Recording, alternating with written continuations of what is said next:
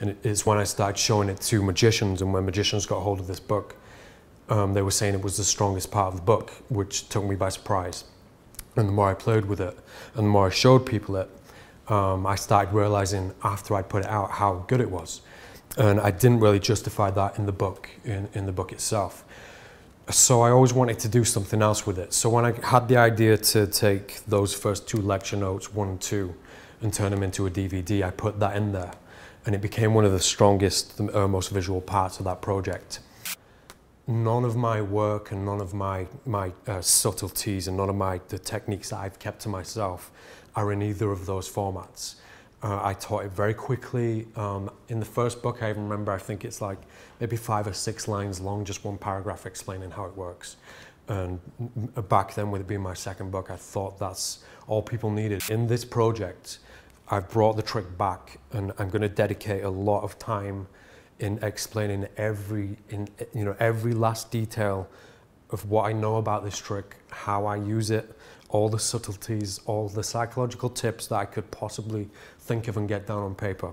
I am Daniel Madison, and this is Angle Z or Angle Z. Depends where you live, depends how you say it. It's the 26th letter of the alphabet.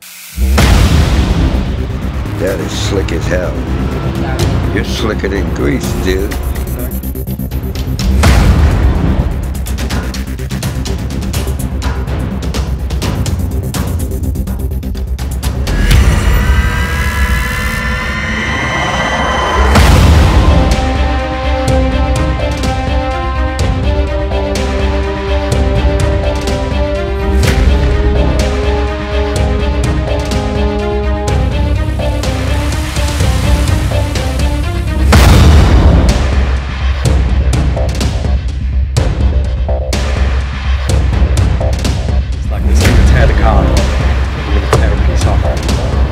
Can you just grab the bottom here? Just pull it out. Okay, and watch this. Watch the bottom. You guys are on some new stuff, man. Whoa. How do you do that? You see, it doesn't just disappear, look. It goes somewhere. What are you guys doing over here? Check it. Amazing. Gosh, how did you do that? I just saw the raddest card trick that I've ever seen.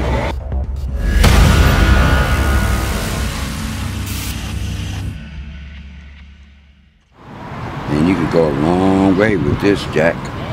Your tricks like this, man, kind of remind me of the guy that made the Statue of Liberty disappear.